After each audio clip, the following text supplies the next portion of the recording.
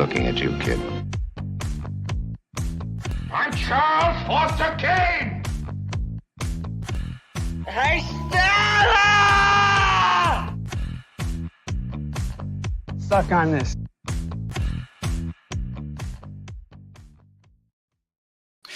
What is happening, everybody? James Hancock here. Today, it is my genuine pleasure to welcome back to the channel director Bill Teck and producer Rob Cotto to discuss their new film, Stevie Van Zandt, Disciple, which dropped on HBO and Max this past Saturday. I saw the movie for the first time during the Tribeca Film Festival, and I watched it again over the weekend. And I just want to say from the outset, y'all just fucking nailed it. I'm proud to know you two as filmmakers. I'm proud to call the two of you my friends, and I'm very fired up to ask you a few questions about the film. So we're going to start with the easy stuff. Mr. Teck, for anyone who has not seen your movies or seen any of our past videos or heard any of our podcasts, tell everybody out there a little bit about yourself, who you are, and what you've been working on the last few years. Well, I'm a Sagittarius. I'm a moderate level water skier, and I'm really happy to be on. James, this all started with you, man. Rob Cotto and I, Robbie wrote me a nice letter after the last film that I did, which is right over there, One Day Since Yesterday, Peter Bogdanovich on Lost American Film, but I didn't know him. And then Robbie and I were on Wrong Reel, You're the Godfather, doing an episode. This has a lot of Wrong Reel connections. That beautiful intro you just played, I believe you were mentioning who cut that. Bill Scurry cut that together. Yeah, Bill Scurry, who also worked on Stevie Van Zandt, Disciple. Associate producer, sound man. He did he just came in and was a hero for us. But so anyway, Rob and I were here, and we were talking about the Blues Brothers. And how did Stevie Van Zandt come up, Rob? Yeah, I don't remember. I honestly, I don't remember. I could have done my homework today, but you know what? I didn't do it. We were lifelong Stevie fans. I had been following Stevie Van Zandt since there was a music critic at the Miami News, and in Miami there was the Miami Herald and the Miami News. You were one or the other, and I think I mentioned him when we did our Bogdanovich podcast 10 years ago or 8 years ago. He would write whatever he said. I believe that was an impressionable 13-year-old. As you know, we were all movie geeks, and whatever our favorite reviewer said, that was gold. And he said Bogdanovich is a genius. They all laughed as the greatest film, one of the greatest films ever made. And he would also write about music. He said, "Little Steven is the most important artist around. You got to get his records. You got to get his records." So I'd ride my bike to the record store, Yesterday and Today Records, buy Stevie albums and try to turn my friends onto it and make mixtapes. And he would have these reading lists in the back for if you wanted to know more information about Native Americans or South Africa or whatever. And I'd read the books. He was really influential. When I became a filmmaker, I tried to get Stevie to let us do it. I wrote to the ad agency where I worked, Southern Brand. They wanted to license Outlaw Country t-shirts, and I realized Stevie Van Zandt runs Outlaw Country. And the late Jeremy Tepper was known as the Rig Rocker, and he was the program director there. And I wrote to him, and he just passed away. He was at our premiere, so God bless you, Jeremy. And terrible loss. But I wrote to him and tried to get it in Stevie's face. Got Stevie's assistant Nicole Barcelona, who's also in our film, and to pitch him, maybe I could do this documentary. So I was already doing stuff for PBS, and word got back, "No, thank you. We're aware of you." Tried again after the Bogdanovich film, and again word got back, "No, thank you. We're aware of you." And then Rob Cotto and I are here doing this show. And Rob, what happened when you left the studio? I'm just prompting you. No, we finished doing the Blues Brothers thing, and I walked out of James's building, and who do I bump into but Maureen Van Zandt, Stevie's wife. We didn't know each other, and I didn't say anything to her, but it was pretty serendipitous in a way. But because we had talked about Steve on the show. We had talked about Steve on the show, but honestly, Billy and I had connected about a year before that when I had written him my fan letter about One Day Since Yesterday. And I was, Marcus Pinn, who we've been on the show with a number of times, reached out to me and said, you should really take a look at Bill's movie One Day Since Yesterday.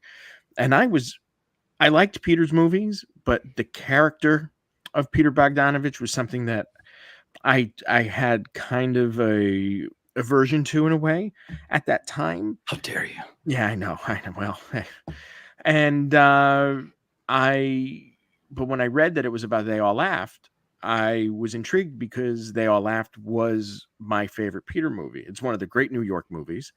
So I was naturally Thankfully interested now in, back in circulation. Thank you some of the thanks effort to Bill of Teck, Bill Teck. by the Yeah. way. So And Louis when I Stratton and a wonderful person at HBO. Sorry. yeah, no, it's okay. It's all right. So I had written a Bill after I saw the movie and just told him how much I loved it. And within a few days after writing him the letter, as I remember it, I saw that Bill was tweeting out that he was going to see Stephen and Little Stephen and the Disciples of Soul in Miami at some venue. And I had just seen Stevie a few days before here in New York at the Gramercy Theater on 23rd Street. And I said to Bill, I go, "You're a Stevie Van Zandt fan?" "I'm a Stevie Van Zandt fan." And it's not just, obviously Bill and I like Springsteen, but it's a different thing. You're going deeper when you're a Stevie Van Zandt fan, because there's a lot. It as of June 21st, it was a smaller cult than it might be now because of the documentary and just the amount of good word that we've received about the film since it came out. And just to give people some context, in case people haven't seen you in some of your previous appearances, explain your background in the music biz and how you kind of came at this documentary with a different background. Well, I've worked in the music industry for the last 20 years. I'm a producer. I've produced Neil Sedaka. I ran his office for a very long time. And but I was always, I went to film school and I wanted to be a filmmaker. And I had written screenplays that had gotten a lot of polite no's. And when I met Bill, or not even when I met Bill, it was really outrageously good screenplays, I might add. I had the privilege of reading. Oh, thank you very much. In a way, when I wrote Bill and I knew that he was a Stevie fan, I knew in September 2017 that we were going to make this movie. There was I just knew it. And Steven was also just one of those people that I always felt that deserved to have this kind of a profile. So it was really a dream project. There were a handful of people that I would love to have made a movie on, and people had done that already. Like, the Rediscovering John Cazale documentary. Like, that was something I would have loved to have made. Well, Richard Shepard beat me to it. Couldn't do it. But Stevie Van Zandt, that was someone that I was just a fan of the songwriting, and a fan of the Underground Garage, and a fan of the Sopranos, and a fan of just everything that he had given his seal of approval on. So, but when Bill and I met and talked and we just connected, it was like he was the older brother that I never had. And we really just seemed, very much on the same page about a lot of things. And that's it. It was, I've been waiting for a partner, like that all my life. So it's been a true blessing to, work with him. Well, before we get into more granular detail, let's start with the most important thing. Where can people see the movie, and what are the future distribution plans for people who might not have access to Max in their country? Well, we premiered on HBO on Saturday, this past Saturday, and notices have been great. We're like 100% at Rotten Tomatoes, which is hard to believe, and we're thrilled. And Rob, when does it hit Europe? It's in certain markets now. It's on in Europe. In the UK, it's tentatively scheduled for July 11th to appear on Sky. And we're still waiting for a date in Italy, but you can see it at pretty much anywhere at this point. I know that on the 24th it premiered in Australia, so you could see it there, and it's out there. Very and nice. It's a bevy of stars. It's not just Stevie, but Sir Paul McCartney's in it, Peter Gabriel, Bono, Bruce Springsteen, Eddie Vedder, and the biggest surprise of all, Chris Columbus, who I feel guilty about talking trash about his movies, completely steals the show. I'm like, wait a second, I can't stand your movies, but you are riveting, and I wanted more and more Chris Columbus. I want to go back and rediscover all of his movies, because I look at Chris Columbus now in a completely new light. his flicks that he's worked on with Stevie. I'm a fan. I love his movies, and we had a great conversation. We went to go interview him. He was just a sweet guy, and such a fan. I think he says the F word more times in our movie than he ever says in his own movies. In all his he movies gave us the combined, R rating. he says fuck like a lot. I like a it. lot I in our movie. approve. I strongly approve of harshly worded phrases. It's funny. I thought that when I saw the rating on HBO, they gave us a TV 14, and I was convinced we were getting a TV MA for all the fucks that Chris Columbus says in the movie, and obviously the Silvio clip. Or speaking of the my Silvio, God. because I couldn't upload any clips from the documentary because of the wall-to-wall music in it. However, I did upload a few clips from The Sopranos. So speaking of which, here we go. The great Silvio doing his thing. What the fuck are you doing? Sil, take it easy. I'm losing my balls over here. This fucking moron's playing Hazel.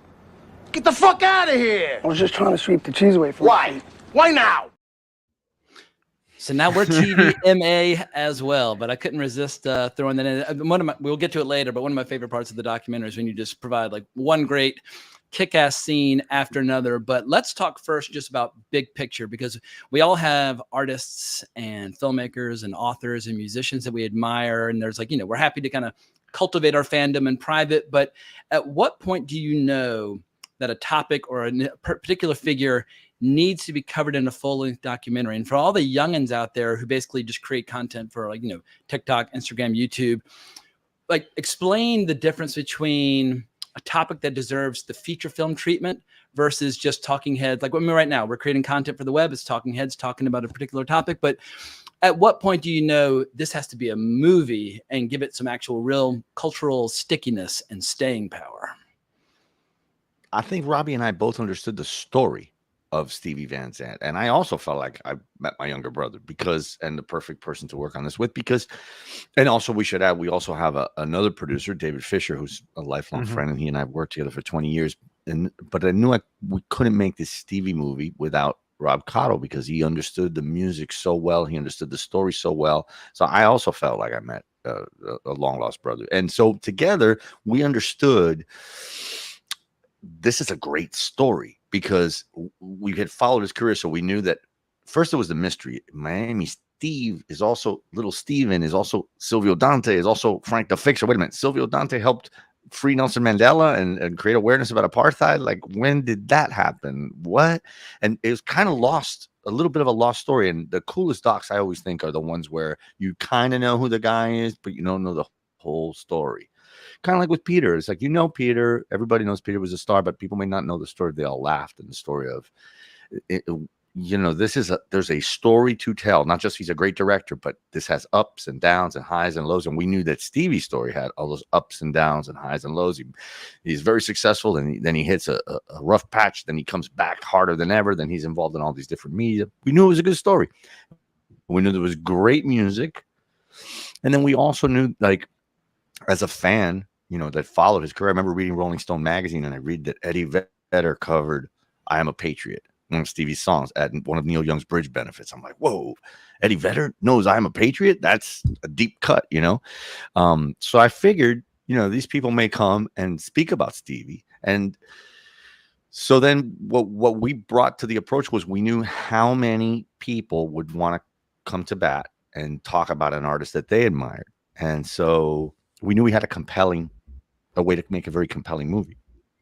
Yeah, he reminds me of the situation when sometimes comedians will talk about particular comedians, or a comedian's comedian. They might not be the most popular comedian, but they're the comedian that the comedians like. And it seems like the same holds true with Stevie Van Zandt.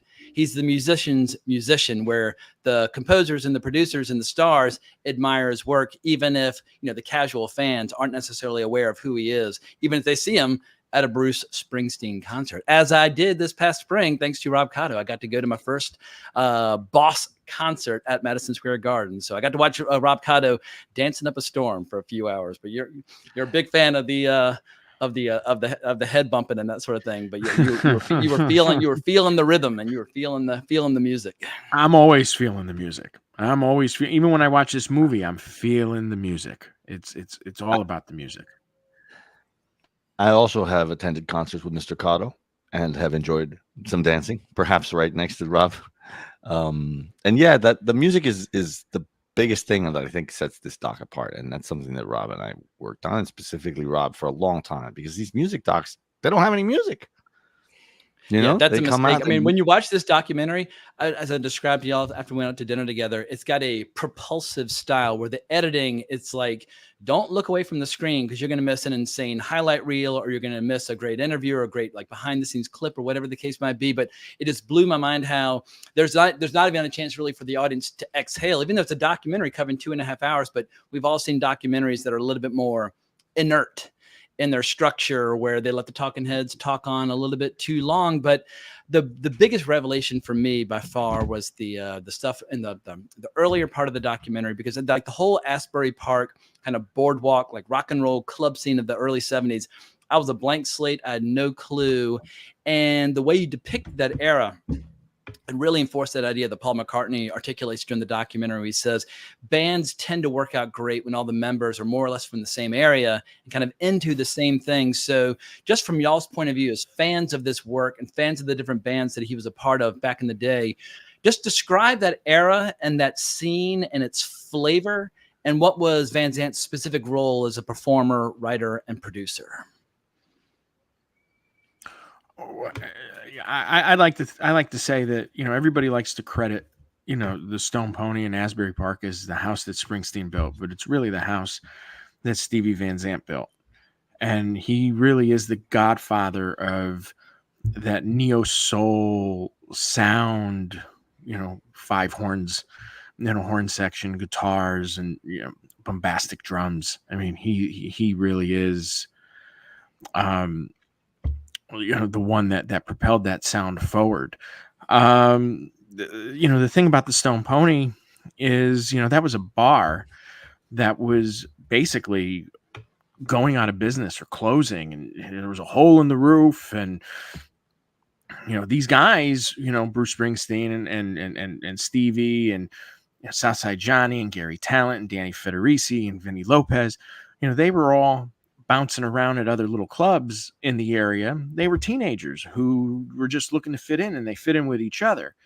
And, you know, they all came together and were able to make music and create these little bands. And they were really just working out their craft and learning how to put on a show.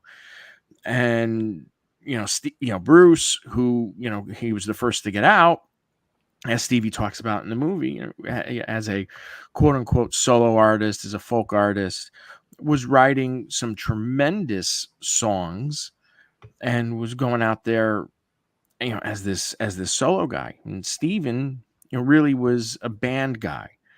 And you know, they're the working man's band, you know. He's Quite literally. I mean, he was like yeah, operating a jackhammer like in his spare time, which is ruinous to your hands if you're a guitar player, but he was not unto the manner born. No, right. And then also, you know, as a working man's musician, I mean, going out and, you know, hooking up with this oldie circuit and going around and playing with all of these guys that basically got ousted, you know, once the British invasion happened. Yeah. But like they put out to pasture in their 30s and 40s when they're in their prime, but all the guys who looked up to them and admired them kind of almost inadvertently pushed them aside as the Stones and the Beatles, and obviously the whole British invasion took off. Which we cover in the movie, and we really wanted to do that too. So a lot of different threads in the movie. We wanted to have like a little rock and roll history lesson as well, so you learn who Robert Johnson is, who were the early pioneers, what was the British invasion, what was the effect of the British invasion, politics and rock, and on and on. At the same time that you're watching this great story, you're learning the history of rock and roll, and then Stevie's within that context with the same story. Well, as somebody who grew up playing the alto saxophone, I love how he introduced big, bold, brassy horn sections to rock and roll. Because rock and roll, I mean, everybody loves, you know, a garage band where you got a rhythm guitar, lead guitar, bass, and drums. It's kind of the classic format. But like when you see them play live and you've got a horn section that's like 8 or 9 people deep, it just gives a ballsy sound and like a richness and a fullness to the music that is absent from a lot of other rock and roll. And so it really seems like what Stevie was going for was like the intersection where soul and rock and roll kind of collide together. Yeah, absolutely. I think that's exactly his thing. Robert? And it's also honoring everything that came before them, which is what Stevie has always done and still does to this day. It's all about honoring where you came from. And, 1976, you weren't hearing Southside Johnny and the Asbury Jukes on the radio. You were hearing different types of music that wasn't considered to be fashionable at that time. But Stevie had a vision. He had a vision for the sound. That was what he wanted, to put out into the world. And now it's become timeless.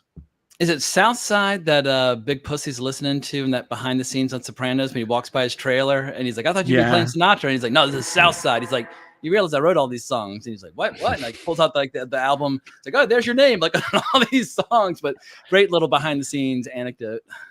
And that's thing about. No, go ahead. No, go ahead. No, please. No, and that's the thing about Steven is, some people just see him as this, as a guitar player or as an actor. They don't realize, in a way, he's a musical auteur. He does it all. He writes, he produces, he arranges, he sings, he works out every single little piece of the music. It really is like an auteur. Well, also, I love how he was willing to be the guy who was willing to tell Bruce early on when something sucked or wasn't working. Like he compares it later on. It's like great preparation for his role as Silvio's consigliere to Tony Soprano. But in the early 70s, I can't remember the exact album that was being worked on, but he's brought in, Bruce plays him like a sample and he's like, I think it sounds like shit. And he's like, everybody get out of the way. I'm going to arrange this and produce this right now and get it right. And so, yeah, he really liked to kind of like rip the guts out of something and reassemble it. And he's like, get all that sheet music out of here. You're playing this and like, simplify it, make it raw, make it pure. And yeah, that's something that y'all were really successful in kind of hammering home in the documentary. It's just how hands-on he is in the recording process. It's pretty crazy. He and those guys in the studio, we didn't have time to get into it because there's so much to cover in that documentary. But the guys, he's this 20-something-year-old punk. And he's actually speaking to David Sanborn, the Brecker brothers, the best players in the business. And he's like, let me tell you how to do it. Very funny. And as far as the Sopranos goes, that was one of the treats of the Sopranos was seeing a rebirth of all those Stevie songs, because David Chase used the soundtrack. Yeah, he used, a lot of that stuff. I remember even like a song like Affection, which is the song that Gloria Trillo dances to when she's Annabella Sciorra, when she's dancing for Tony. I remember watching that and thinking, God, that sounds like a Stevie song. But then you read the credits at the end of Sopranos, it says The Lost Boys. Again, he's got yet another moniker. Stevie, playing a bunch of stuff on it, but you don't even know it's him. So there was a lot of mysteries to uncover in the movie and showing his influence on pop culture later, making the first Netflix streaming show, creating the first branded satellite radio station, all the different social kind of, and plus South Africa and all his philanthropic work and activism. Well, it reminds me of what I saw an interview with David Chase once, and he said that with the soundtrack of the show, what he really was going for is what would the music be that Tony and Carmela would be listening to when they were in high school, first falling in love? And it makes perfect sense that as residents of New Jersey, they would be listening to Stevie Van Zandt. And so it's just a perfect harmony and just came together so well. But speaking of all the stuff that like can make it into the movie and not make it in, I've heard like wiser people than myself have said the cinema is the art of what's inside the frame and what's not inside the frame. But when you're confronted with so much archival footage and so much music and so many images and so many interviews, how did you begin the process of knowing like which ingredients of the story have to make it in and in how much detail? Because when you're sitting down to interview Sir Paul McCartney or Bruce Springsteen, I'm sure they're giving you, hours upon hours of anecdotes and fascinating material. Obviously, a couple minutes at best are going to make it into the movie. So how painful was it trying to cut down all this material to a manageable length? Very painful. We could have made an 8-part movie. There was a nice review. I think Jay Lustig said it. You could have made an 8-parter. Yeah. In New Jersey Arts, he said that, and it was bananas. It was so hard. I don't know if you know our process and how we kind of not at all it down. Lay it on me. Yeah. We basically had everything. A transcript. Our post house in Miami, Rima Post. They transcribed everything. So then we had a transcript of every single thing, and then we grouped it by category. So South Africa, here's everyone talking about South Africa. The Jersey sound, here's everybody talking about the Asbury Park sound, so forth. And then read it all, kind of highlighted, okay, well, we think maybe Darlene Love can cover this and Gary U.S. Bonds can cover this. And then we wrote a script, just kind of cutting and pasting all these great answers and laying it all out. Then we laid that skeleton down, went back and dropped music and images to give that some juice and some love, you know.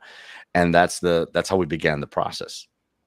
And it was there's great nuggets. One of my favorite things that didn't make it in was Richie Sambora and Jay Cox. Jay Cox has written so many great screenplays with Martin Scorsese, and Richie Sambora, of course, you know, I guess co-wrote all those great hits and was a founding member of Bon Jovi, the guitar player. And they both have this thing about being. Richie says, well, you know, I'm the guy next to the guy, and sometimes people don't realize what that guy can do. And Jay says, and I should let Robert say because I know what fan of Jay Cox he is, but he says, you know, yeah, I have a relationship with Marty, who's my trusted friend and my, you know, but that's its own experience. And maybe I have something I want to say on my own. So Steve and I connected on that. So that was really an interesting thing, hearing from these other guys next to a big, bold personality like a Bruce Springsteen, who's a sweet guy and a loyal friend. Obviously, the love those guys have is one of my favorite things in the movie, their friendship. But to hear those guys talk about it, but you can't keep everything, you know. So we had to, you know, make a little time. Yeah, I think it was Orson Welles who once said you have to shoot like an exhibitionist, but then edit like a censor. Like, you know, you want to get it all, but at a certain point, you have to make some really hard choices and kind of mutilate your children, all for the sake of the final product. Yeah, they say editing is the only real art in any art form. All right. Well, I've heard oftentimes that you should never meet your heroes, but here the two of you are devoting several years of your lives to making a documentary about one of your heroes, which requires you to interview many more of your heroes. So just describe your balance of goals as filmmakers. Like, was there any concern about objectivity and taking more of like a bird's eye view, or was the goal just like, look, we are rock and roll fanatics. Let's just rock out with our cocks out and make a set and celebrate a rock and roll icon to the best of our ability. But like, did y'all ever have a conversation about the overall philosophy regarding the subject, or were you just kind of diving in and just slapping it together as you could? No, as Stevie says, we talked about it. I'll let Rob answer first, and I want to give you my answer. If you want. No. You go first. You go first.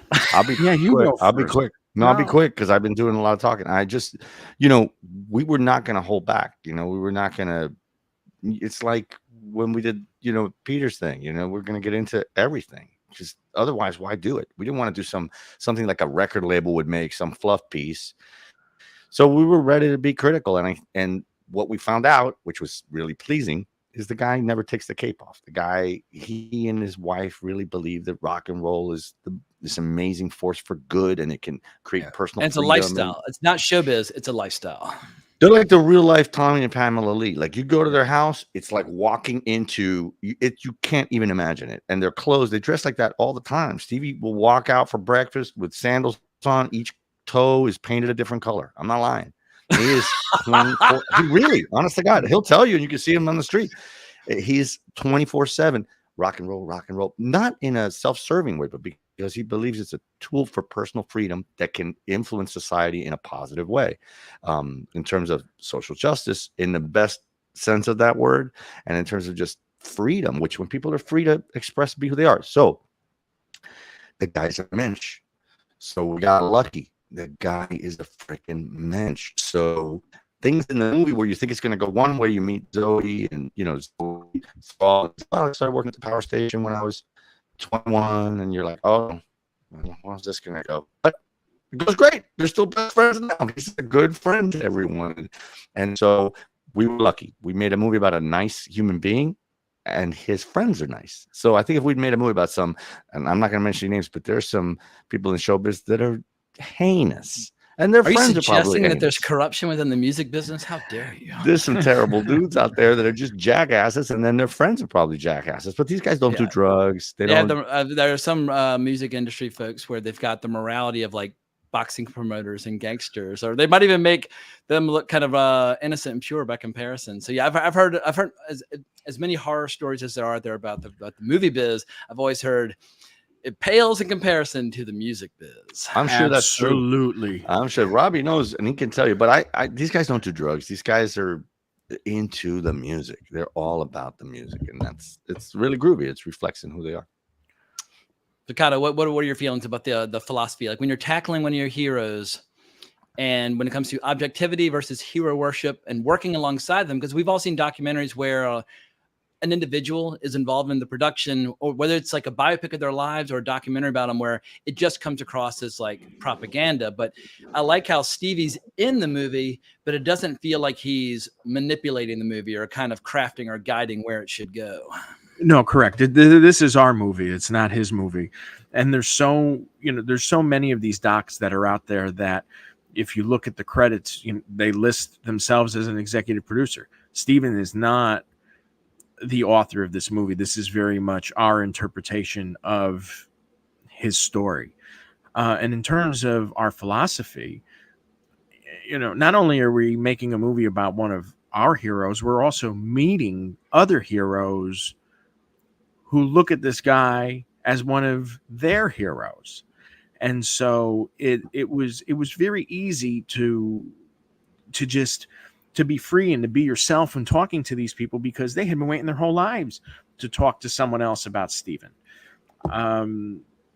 Billy can speak more to Eddie Vedder. I was not at that interview, but that, the report back was exactly that. Yeah, but you can tell he's obsessed the way he talks about him in reverential tones.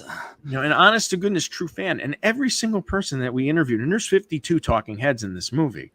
But I love how Vedder describes the replacement for Van Zandt and Bruce Springsteen's band about how it's like when like your stepdad moves into your house, like who's this guy fucking my mom? Like it's like he just like he missed having Stevie Van Zandt in the lineup. No, absolutely, we all did.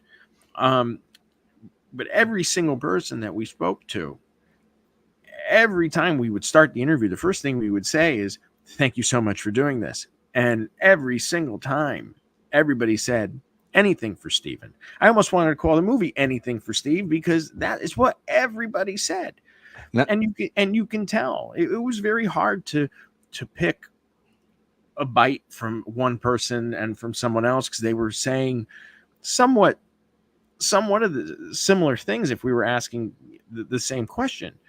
But it was really, in a way, it was very much just like being with long lost friends and getting to talk to them about something that you had in common.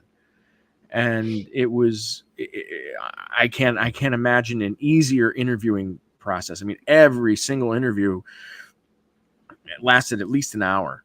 And it wasn't a quiet hour either. It was feel that in the movie when they're going through the recording for Sun City, and when Miles Davis shows up. Miles Davis, I worship the guy, and I read his autobiography, and I've listened to a lot of his music, but he wasn't always the easiest person to deal with, and getting him to show up could be a bit of an ordeal, and everybody's kind of waiting on pins and needles. But the fact that he does show up shows like what regard people had for Stevie Van Zandt. I can't remember his exact phrasing, but he's like little Stevie, sorry, I just had an orgasm, like being involved in the song. But it's what he's playing for. Yeah, but it's like if you can get Miles Davis to show up, then that shows that your influence in the music biz is profound. But as I mentioned to y'all yesterday when we were doing our little kind of audio check, I very rarely ever discuss anything political on this channel whatsoever. I avoid it like the bubonic plague. And for me, left, right, and center, everything in between, everybody's welcome to come talk about flicks on this channel. But there was a very refreshing line by Stevie Van Zandt about politics in the documentary, which I feel like is flies in the face of a lot of tribal attitudes today. But he had this incredible line where he said, being a good patriot means you question every motherfucker, everywhere, every time. Sure ain't about parties, loyalty to the party instead of loyalty to the truth. And as soon as he said that, like how some people have loyalty to the party as opposed to loyalty to the truth, I was like, all right. There's at least one person on this planet who doesn't make me want to fucking vomit when discussing politics. And so like, I don't need to agree or sign on the dotted line with every single point of view that an individual has, but that philosophy of his I found to be incredibly refreshing. And how at a certain point he said, look, I think he said, I said what I wanted to say. I learned what I wanted to learn, and I'm done. And whereupon he walks his dog for 7 years. And that's so rare where people actually walk away from the stage or the political arena to focus on some other things. But I was just blown away by that whole chapter. So maybe could y'all just elaborate on what he did in kind of like the early 80s to the early 90s, because I think, as you mentioned before, this is a story that's largely forgotten or unknown to a lot of people. And just help give us the short version of what he was doing in regards to South Africa in the 1980s. Because the first time I really even heard about apartheid was when I saw Lethal Weapon 2, and Danny Glover's family is very preoccupied with apartheid, and you're seeing all the protests and that sort of thing. So it was being communicated to me through pop culture, but I was watching Lethal Weapon movies. I wasn't listening to Stevie Van Zandt back in the 1980s. Interesting trivia. Danny Glover's wife in the Lethal Weapon movies is played by Darlene Love, who played on who sang, on the Sun City record, and who Stevie produced, introducing Darlene Love and other records for. And that was post Sun City, where people were aware. I only learned about it. I was probably 16 when that record came out, maybe 17. When Stevie left the E Street Band, he put out a very political album called Voice of America, and it dealt with, there was a song about Checkpoint Charlie in East Berlin. There was a song about Los Desaparecidos, the children that disappeared under Pinochet in Argentina. There was a song about, and it's the populist politics. It's not like anybody's like pro Pinochet. Yeah, kill those people, So, but I wasn't aware of these things. I wasn't aware of, like the plight of I knew about the plight of the Native Americans, but he was so specific, and the things that he would reference. And he really went on this kind of political track and really made albums that were wildly varying. There'd be a funk song next to a reggae song, next to a hard rock song.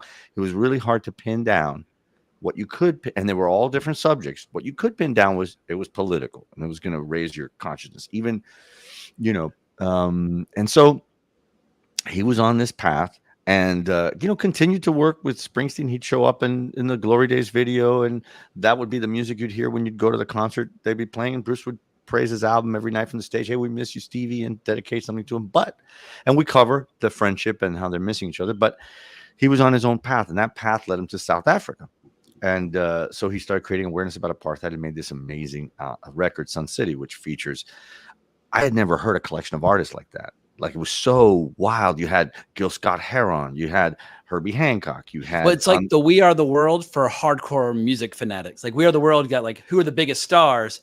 But it seems like Stevie had like, let's get the best musicians. Oh yeah, and the coolest. You know what I mean? So it was Joey Ramone and Lou Reed and Ray Barretto from Fania and Ruben Blades and there were popular people like Springsteen, Dylan, Pat Benatar, Hall & Oates, but there were also really kind of, I guess, underground artists. I mean, and then hip hop. Everybody thinks of Run DMC and Aerosmith, but this was almost a year before that, with bringing in Africa Bambaataa, Melly Mel from Grandmaster Flash, Run DMC, Curtis Blow, and it was a wild. And it's sonically, it's so amazing because it all fits together. How do you make a record like that fit together? That's a testament to Stevie's thing. And then he kept on and on the political bent. Next thing was about migrant workers being exploited for inexpensive fruits, and on and on and on and on. He just kept on in the Native American path until he finally just walked away from it after having a record called Revolution that didn't even get released in America. I had a buddy of mine let me tape his French album, so it was, and then he just kind of disappeared. Now, like you said, I walked my dog for 7 years. Now, I love he likes Cavalier King Charles Spaniels because I grew up with a Cavalier King Charles Spaniel as my best friend. He loves that doggy, and if you notice, Joan Jett also, it's a very good rock star dog. Joan Jett and Kenny Laguna, her partner and producer, not life partner, but like business partner and producer. The dog made it into The Sopranos. I mean, he's in the show. It's true. That's right.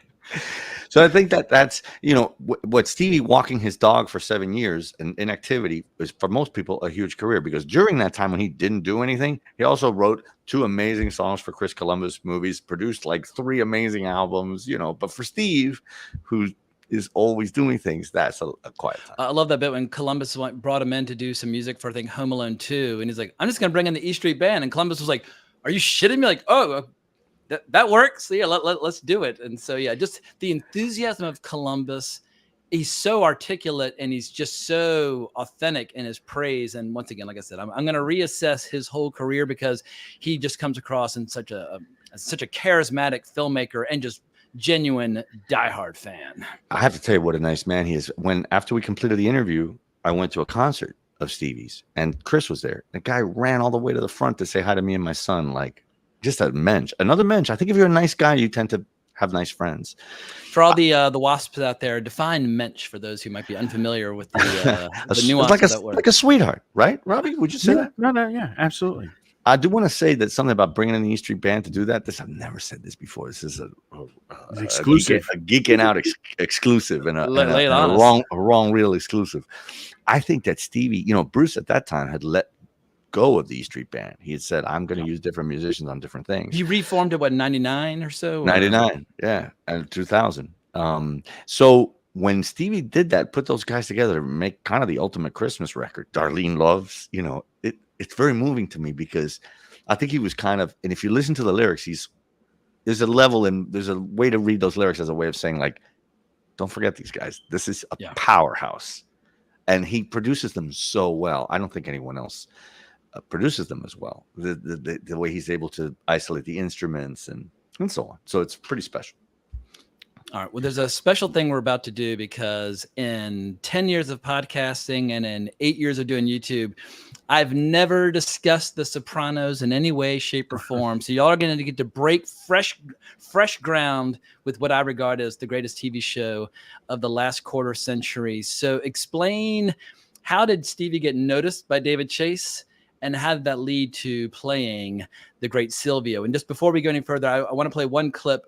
It shows him interacting with his fellow cast. But what I loved about The Sopranos is that in addition to the incredible story, the incredible plot, they also just gave us room for like the world and the characters to breathe, and where you really felt like this world was just like right around the corner. So here's one of my favorite clips from the legendary show, The Sopranos. Holy shit. Look at that. It's a dipshit Carmine again. Sil, go tell him no speeding in the neighborhood. I'm on it. Come on. What an asshole. Carmine, what the fuck's the matter with you? How many times we gotta tell you, do not speed in this fucking neighborhood? Cazzo fai? Tu non lo sai. Sembra fuoriano va. And a little bit of Wrong Reel history on Wrong Reel 250. I actually interviewed the great Furio, a.k.a. Federico Castelluccio. He directed a movie called The Brooklyn Banker, and my lawyer at the time was one of the producers on it, and he said, why don't you come into the office and interview these guys? And so I'm interviewing Furio, and he's from New Jersey. He's not Italian, but I remember at one point he goes, where are you from? And I was like, yeah, I'm not from New York, as you can tell. He's like, I gathered that. But anyway, so I got to tangentially discuss a little Sopranos with him at that time, but let's talk about Stevie Van Zandt's involvement. How did he get discovered? Cotto, lay it on us. Well, Stevie, who is a big supporter of the Rock and Roll Hall of Fame, was chosen to induct one of his favorite bands of all time, the Rascals. And this was the first year that the Rock and Roll Hall of Fame... The first rock and roll band from his point of view. Yeah, right. From New Jersey, the center of the universe, the Rascals were the first band. And in a way, that's probably very true for him because they were seeing them live in like skating rinks. And Stevie was inducting the Rascals on the Rock and Roll Hall of Fame, and I believe it was the first year that it was televised. There had been clips of inductions from earlier years, but this was actually, we believe, the first year that it was like an actual like award ceremony, special, televised. They used to just do it at the Waldorf, and it was an intimate dinner. And then in the mid-90s, it became a bigger thing. And who's sitting at home but watching Stevie give this induction? But David Chase. And David Chase immediately was like, well, that guy's got to be on the new show that I'm writing. And David Chase had been very familiar with who Stevie was because David Chase, rather, he's a music head as much as he is, very involved as a TV writer, wrote the Rockford Files, and a bunch of other shows.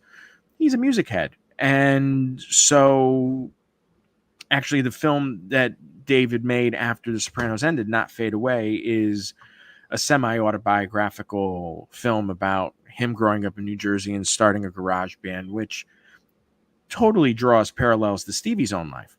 And Stevie exec produced that movie. Exec produced it and was the music supervisor on the film. And he was also a technical consultant, I guess, and he taught all those guys how to play in a rock band. So that was, David Chase figured out how to get in touch with Stevie through his foundation. because he didn't even have a manager at that time. Yeah, he was, he was just off the radar, and brought Steven in to audition for the lead. And there was even a conversation that he was considered to be Tony Soprano, but Stevie felt that he didn't want to take a job from another actor, and David Chase really wanted him on the show and said, well, why don't you come up with a character? Yeah, let's just invent it from scratch. Yeah, and Stevie, who's always writing, he's always doing things. I mean, at that point, while he was walking his dog, he had written a Broadway musical. He was working on screenplays. Actually, there's another little interesting piece of trivia that we didn't touch on in the movie, but he, in the mid-'80s, auditioned for one of the disciples in The Last Temptation of Christ. So Stevie was always, So Stevie was always. That was an unusual collection of guys in the movie where they're all with different accents, none of which sounded like they were from, the area being covered in the movie. But he would have fit right in. Well, my understanding is he was in the first version. He was actually cast in the first version, the one that fell apart, the one that we're doing. Gotcha. Oh, the one in '83 with Aidan Quinn and all that. Yeah. And I think he was cast for that, but he not for the one that finally came out with Willem Dafoe. Oh, interesting. Either way. And Scorsese, you can see Scorsese in the background at the wedding that we featured that Rob found is one of the great lost pieces of rock and roll. Oh my God, when Little Richard is going on and on, like it was a slight spoiler for anyone who hasn't seen the documentary, but they'd asked him to kind of tone down all the Jesus rhetoric. It's, oh yeah, I got it, no, don't worry. And then the recording in the movie, he's just like, and God will amplify your love and make you feel more devoted. Just proselytizing and just going. It's awesome. It's so cool. And there's this great, almost kind of like rack focus into Stevie's face. And I can't tell if it's just because he's so wasted or if he's just in shock or from the intensity, but the expression on his face, I started screaming with laughter. Also, I need to apologize. When I was watching this movie at the Village East by Angelica, I was up in the, it's arguably the best theater in New York, and it's perfect venue. This fucking loser sitting beside me, I went like half hour into the movie, whipped out his phone, and in my meanest voice I could muster, I just said, turn your phone off now. And he looked at me like he was going to try to mad dog me a little bit. Then 5 minutes later, he left the theater. So I apologize. I might have driven one of your viewers out of the theater, but I wasn't about to let it stand. That's okay. It was playing. If you're on the phone in the theater, we don't want you there. We're gonna stick Silvio and Furio on you. Like, go take care of this. Yeah. Oh yeah, I like your style, James. We would have done the same exact thing. Honestly, if I had seen him, it would have been like that scene on The Sopranos where Tony's in the restaurant and he sees the guy wearing his hat and he goes over to the guy and he's just breathing heavily, kind of hovering above just him, looking at him. Oh, I would have looked at that guy. I went to a boarding school that was very strict, and that was one of their rules is if you're in a hat inside, they take it away and you get it back at the end of the year. And there are a lot of guys that are really obsessed with their baseball caps, and they would sob like little children when their baseball caps were taken. Like, my grandfather gave it to me. Like, you'll get it back at the end of school, and that was how they rolled. So yeah, Tony Soprano would have fit right into my boarding school in terms of being a disciplinarian. Absolutely, I love that. I just went to a theater down here in Miami, run by Naiba Stefan. It's kind of like an underground theater. It's kind of like secret cinema type thing, and they put your phone in a little box. I know some people. Yeah, like when you get if you go see Dave Chappelle, you got to put your phone in like a pouch and they seal it up, and that should always be the policy. And Jack White, I think from the White Stripes, does that, and other people like that. Yeah, it makes the whole experience more enjoyable. But getting back to Silvio, so he gets cast. And obviously, he was not a trained actor. I mean, he had done that really obscure movie that y'all highlight in the documentary, Men Without Women from 1982. But he was not an actor, but obviously a natural character in his own right.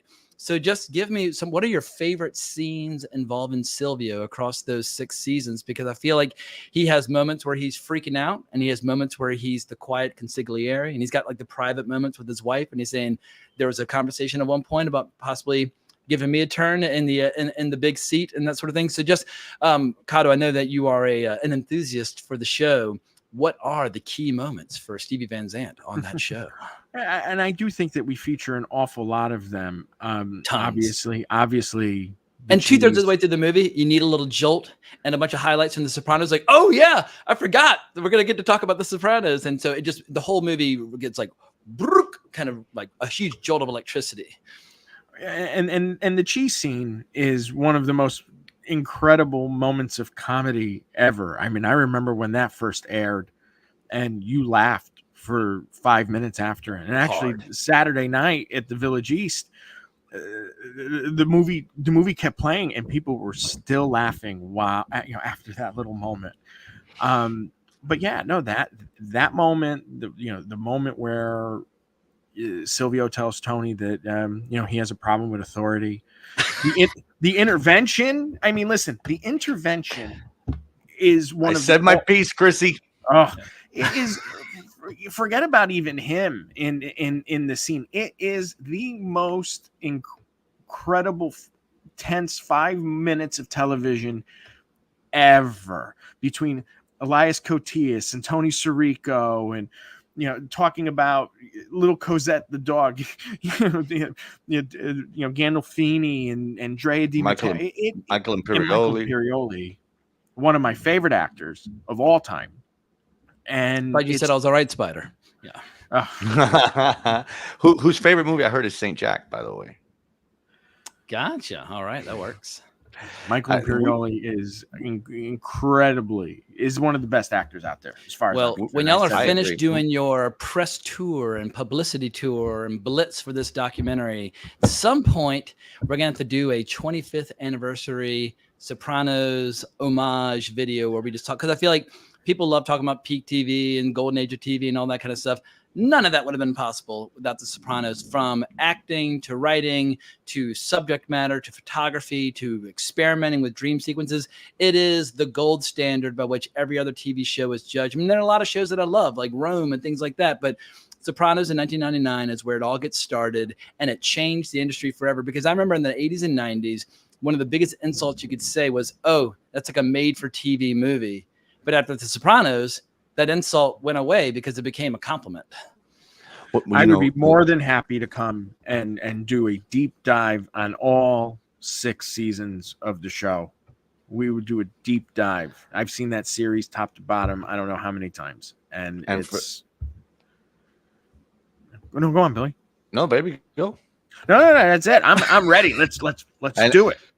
And for me, I'm excited to see this movie Wise Guy, which is about The Sopranos, this documentary. I think it's an Alex Gibney doc. Is that right, Rob? It's got to be better than the Brian De Palma film from the mid 1980s. Well, that's Wise Guys. Oh, Wise Guys, sorry. And because there was a TV show named Wise Guy with Ken Wall and later with Stephen Bauer. That's why Goodfellas isn't called Wise Guy, because that's the name of the book from Gotcha. Nick Piglietti. Which Wise Guy would have been a great freaking name for that movie, but Goodfellas ain't bad. It's almost like Goodfellas fits just like a hand sliding into a glove. Yeah. But Goodfella, he's one of us. Yeah.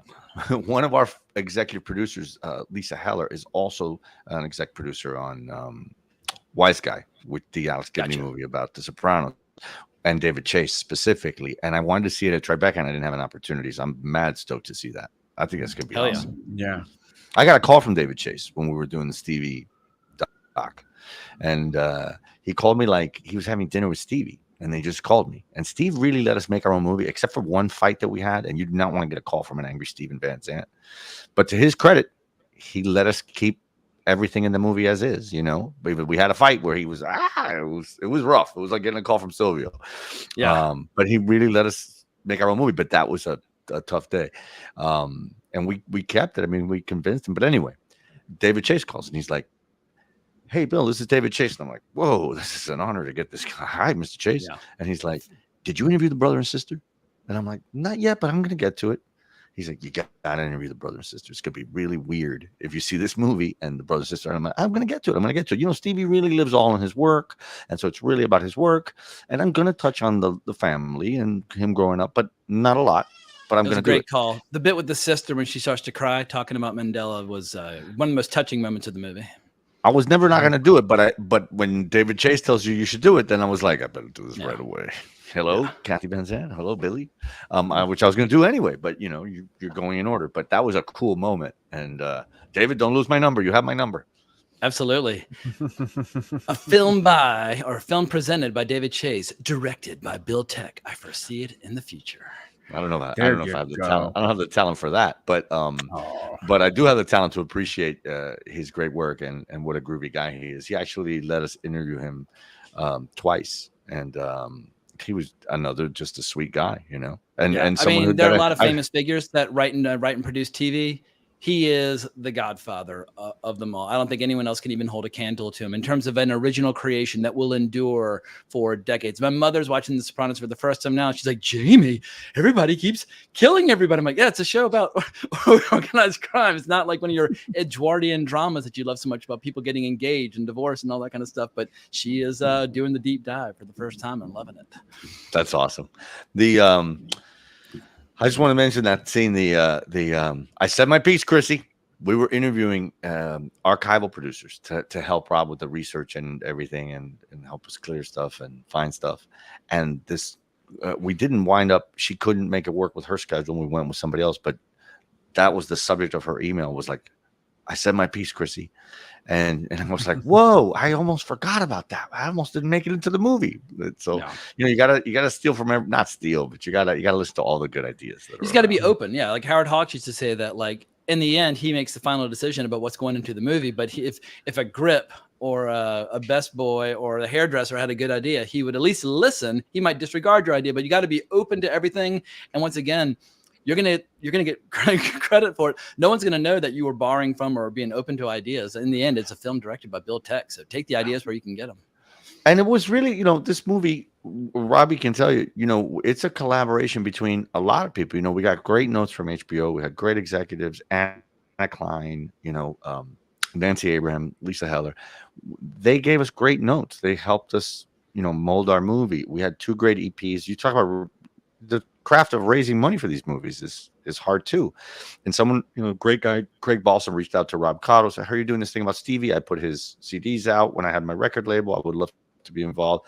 Another guy named Chris Stadler, David Fisher, approached, another big fan who wanted to be involved. People and everybody had notes, and they were good. There was things I took out, and Craig would say, "Yeah, you should put that back in," and I like that line. Okay, let's try it. You got to listen to everybody. Everybody has a little something to contribute. I think at the end of the day, you have to have a clear vision, but to not listen is insecurity, I think. Yeah, David Cronenberg talks often about how he likes allowing a movie to push him around a little bit. Like, he has an idea of what he wants the movie to be, but he's not afraid if the movie kind of shoves him in another direction on the day of. And if you're not open to new ideas, like, why make the movie in the first place? Just write the screenplay and publish it. But like, otherwise, it's like, let the movie be an organic, living, breathing thing. But before we run out of time, I do want to talk about kind of like the fourth act in Stevie's life, basically from the reformation or the regrouping of the E Street Band in '99, but also Mr. Cotto, in that you are such a music file or music head. I want to talk about Underground Garage. So let's just talk about, what has Stevie been doing in the 21st century? Because obviously, if you want to go see the reunion tour and watch them play Glory Days on the stage, like it fucking rules. It's good fun, but that's not the only thing he's been doing over the last 20, 25 years. So Mr. Cotto, Underground Garage, let people know what it's all about.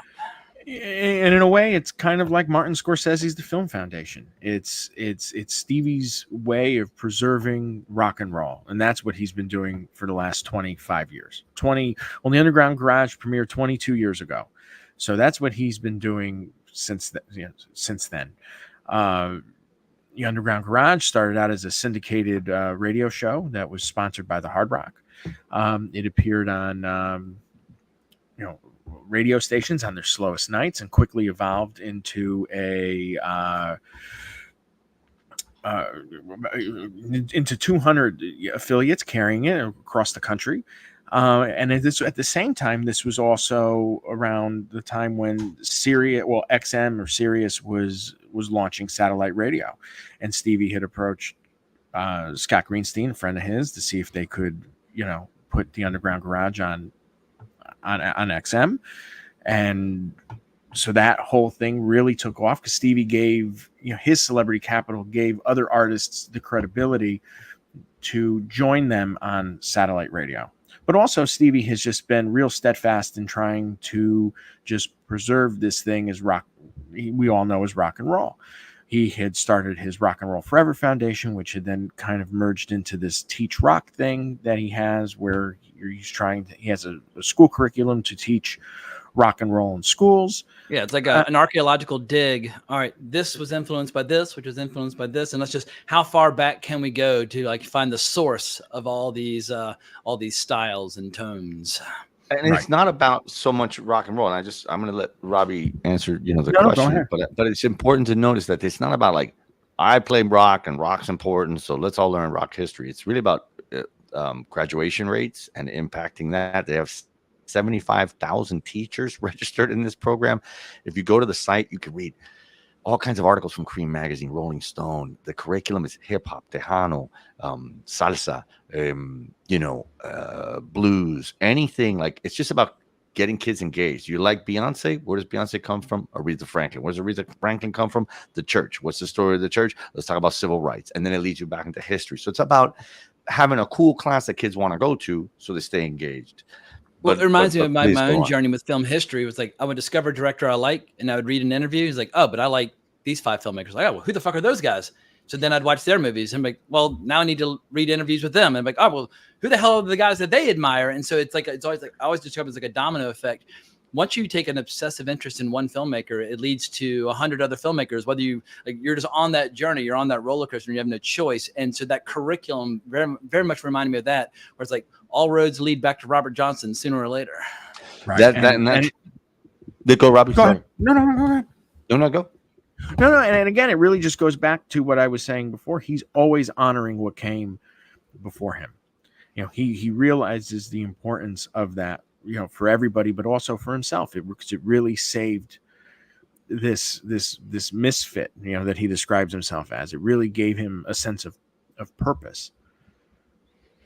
And I think all the stuff, whether it was putting the Rascals on Broadway, whether it was then creating Outlaw Country, so those artists could have a home, whether it was creating the first Rob, you could run them through, James was saying, run them through the thing. And then I have to say one quick Sopranos Bogdanovich thing. Can I just say really quick? Lay it on. Yeah, he was incredible on the show. He was fantastic. It was just like because he was always shitting at other shows and movies. However, he was willing to concede. Yeah, they know what they're doing on The Sopranos. But I've seen him he loves the 20s, 30s, and 40s. He loves the old school guys. But I was watching an interview on some DVD box set, and he was very complimentary of the writers and directors. And obviously, it helps if you put him in the show as a psychiatrist and that sort of thing. But it was nice to hear him talk about something contemporary in a positive, flattering way for once. He did love his Tarantino flicks and his West movies, and and Noah Baumbach, and but. It was funny because I said to Steve, all the guys who look up to him and admire him and that sort of thing. Who's your favorite director on The Sopranos? And he was like, not for nothing, but I'm not saying this because he's your guy, but Peter. I'm sorry, but Peter. And he talked about how he's like, we had a scene. It would have been all day shooting it with 5 different setups and whatever. He's just blocked it out, staged it, blocked it, and then just shot it as a one master. You know how the old time directors used to do those oneers where people would step in and out of frame with great blocking and so forth, and that he knew how to talk to actors, and that's it. Robbie, you were saying all the stuff that Stevie does. I'm going to jump back. Wasn't there a phone call that they had during COVID? I don't. Stephen and Peter. Yeah, Stevie called me. He said, Bill, I don't want to bother you, but I got a question about Orson Welles. Can you give me Bogdanovich's number? I'm like, sure. Wow, nice. Connecting greats. Why not? I would have said only if you tell me what the question is, because I'd just be curious. I don't know what the hell he asked.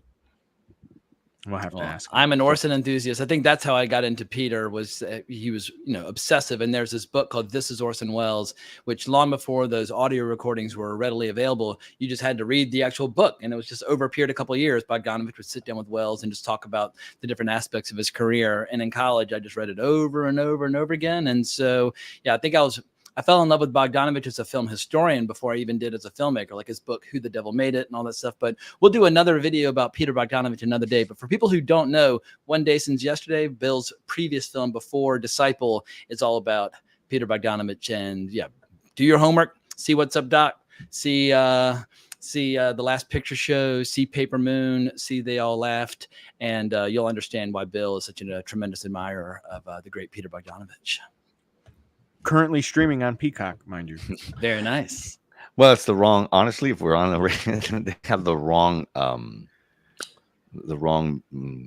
version of it. They have a screwy version that I guess the distributor. What is it, the aspect ratio wrong or something? They have to redeliver. The sound is off, and some of the visual. It's the wrong thing. So I'm actually having it redelivered. Hopefully by the end of the month. Gotcha. All right. Well, That can along happen. those lines, one final question for both of y'all, and feel free to be vague. But Bill, we'll start with you. You've tackled film history, One Day Since Yesterday. Now you've tackled rock and roll history with Disciple. I won't ask what's next, but for the two of you, what are some future topics that you can tease that might grab your interest, whether it's a narrative movie or a documentary or whatever the case might be? But what kind of film and television projects might y'all be pursuing in the near future? Like, what is, home run movie? Like if somebody were to back up a truck with $10 million and say, make whatever you want, what are some of the topics that might attract y'all as filmmakers moving into the future? Well, I was telling Robbie and I've been joking about this because when we were like 6 months from being done, I was like, I'm gonna know the next two things I'm gonna work on, and then the week that we're done, I'll know the next two. So I'll have four in the hopper all the time, like Alex Gibney, like all these guys are always making docs, and instead all I can think of is like Van Zandt, scarves, bandana. I can't think about anything else. I have no idea. Kevin Marr. Kevin said, I think he said on Twitter, he's like, the scarf and the kerchief. Tell me, Bill, did your father wear a lot of scarves? I thought that was funny. But I don't have a thing. There's some narrative stuff that I'd like to do. In terms of documentaries, I got to make documentaries about two of my favorite human beings in the world, and got to celebrate them while they were, while they're here to enjoy it. I'm very happy and pleased. I'd like to do something in the narrative space, ideally, and then find another. You are living proof. It is proof that it is not. It's not a cautionary tale to meet your heroes, because sometimes people meet their heroes and like, oh my God, my hero is total slime. But you are living proof over the last 10 years. You can meet your heroes and celebrate their greatest achievements and then become friends, and it can all work out. What about this idea, which is that, the Politique de les Auteurs, right? The auteur thing, that you recognize something in the film that you can recognize about your hero. I think when you listen to a piece of music or you listen to a piece of film, you can tell, I love this art, but I have no desire to meet this artist, and then you can also tell, I love this art. I bet this guy's okay to have a beer with. I think you can tell. I certainly love a lot of art from people I have no desire to meet ever in a million years. But then the ones you do want to meet, usually you're right. Usually there's something in the art, whether it's music, films, books, that comes across that you can sort of tell a little bit of their energy, I think. And so something narrative and another cool doc, but I can't imagine what that would be. Gotcha. What about you, Mr. Cotto? What future projects might attract your interest as a filmmaker, music historian? Also, plug your upcoming role on Underground Garage. Well, I am going to be a guest DJ on the Underground Garage at 4th of July weekend. So obviously going to talk about the movie, and it's really going to be a special about what influenced our doc as told through the Underground Garage. So that's going to be real fun. I also am going to guest DJ on 50s Gold on Sirius as well, because I produce a show there. So it's called Nifty 50s, and I get to pick 5 songs from that era and tie it to, I'm going to tie it to the movie, but I'm also going to tie it to, my day job with Mr. Sadaka. So I'll be doing that. And in terms of future projects, I mean, I would love to direct, but I really do feel that I found my footing as a producer. I love producing, and what that might be at this point, I'm not sure. Documentary about Marty. That's difficult. I mean, that would be cool, but that's difficult. And we would have to have there would have to be a specific story. I don't think I could go in and do a top to bottom documentary on him and all his movies. It would have to be about a specific period of.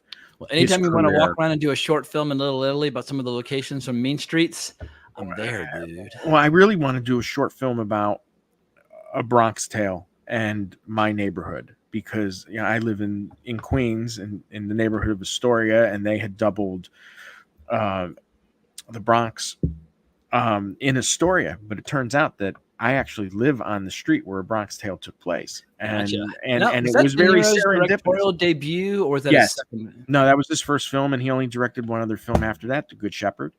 So there's that, and I remember early on in working with Bill, we had talked about doing a narrative and a little indie, a quick 15-day shoot of something somewhat inspired by Night in the City and some other things. And so, that's always been ruminating in the back of my head. So that might be fun.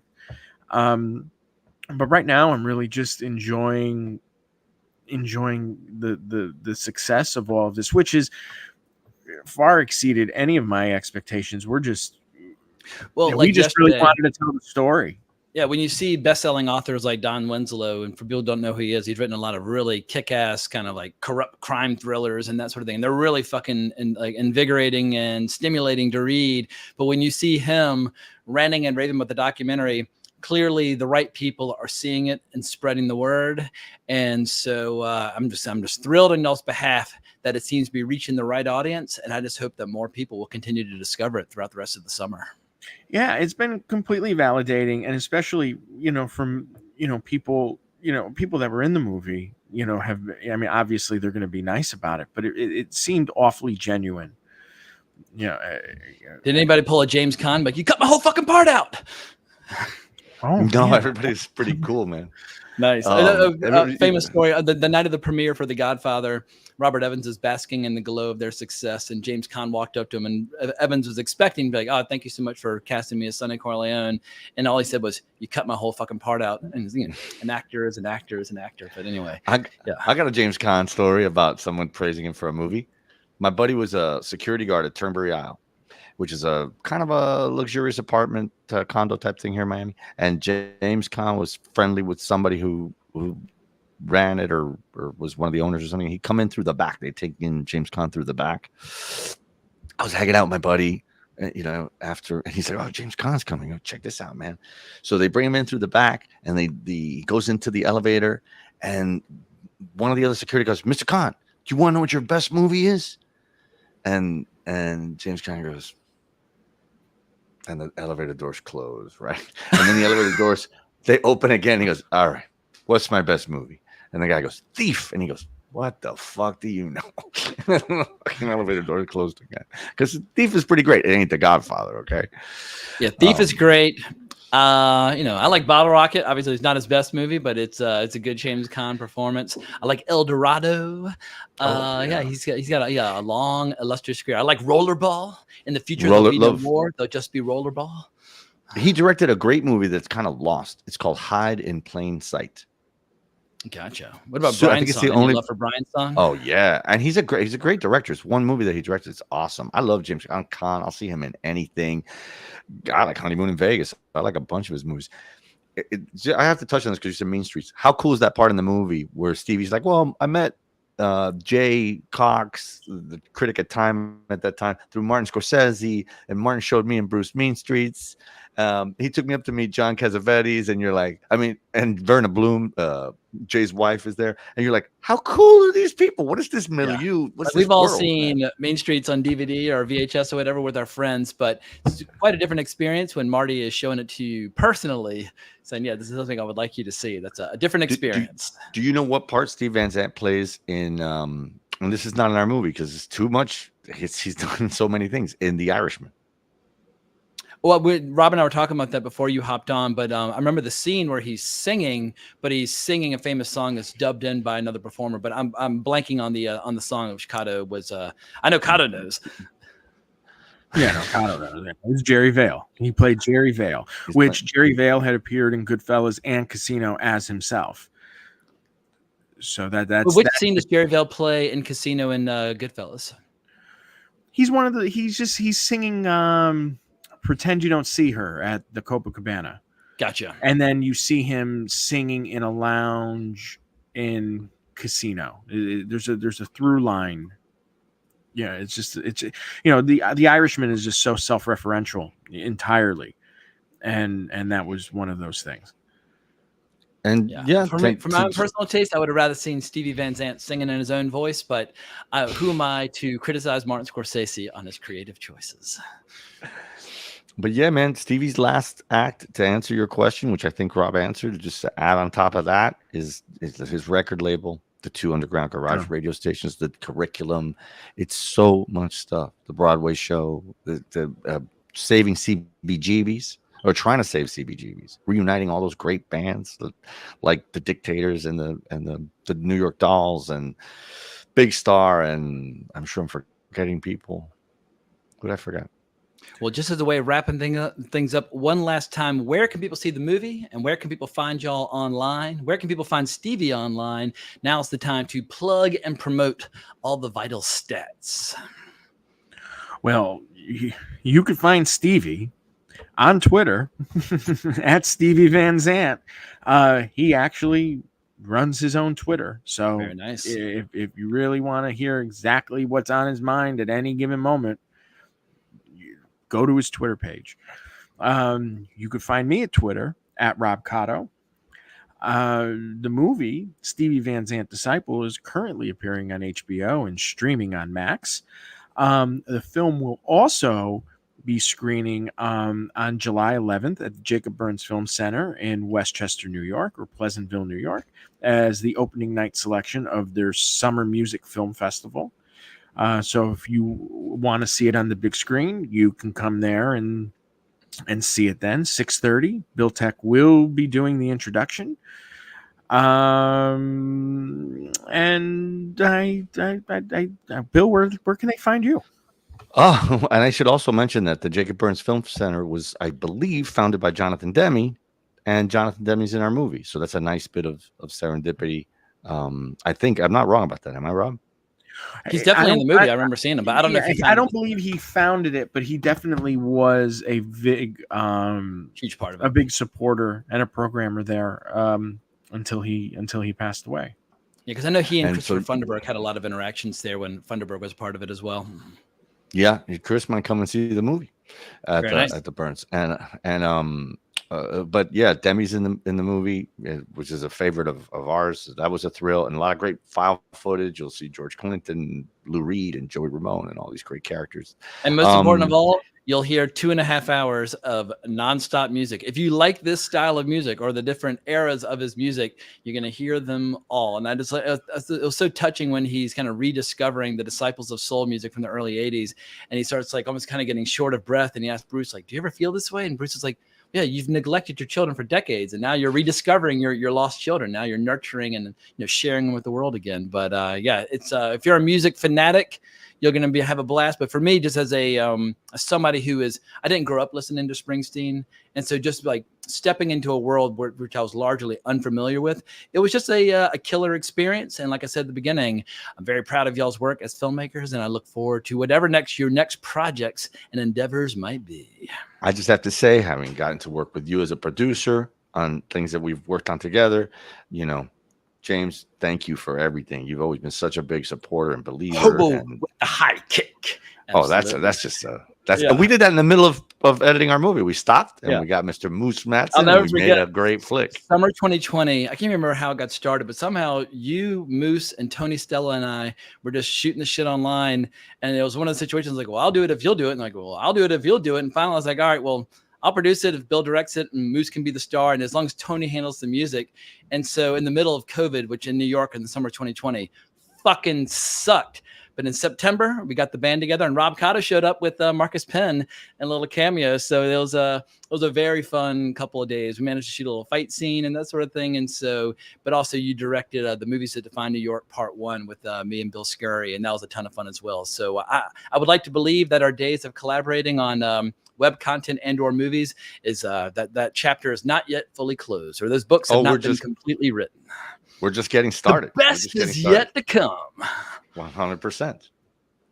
Well, cool. Well, thank you so much, guys, for coming on the show and shooting the shit about your flick. And I wish y'all the best of success on Max. And I look forward to hearing an announcement soon that Max has decided to green light an entire an entire streaming series produced by you two about whatever that topic. It might grab y'all's interest. But if you enjoyed this show, please consider liking the video, subscribing to the channel, sharing with your friends and family, all that good stuff, and hitting the notification bell, notify all. Otherwise, you won't be notified for future content.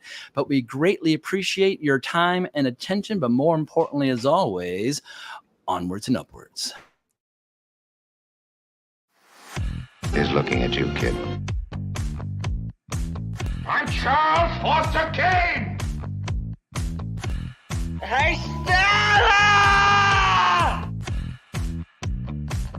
Suck on this.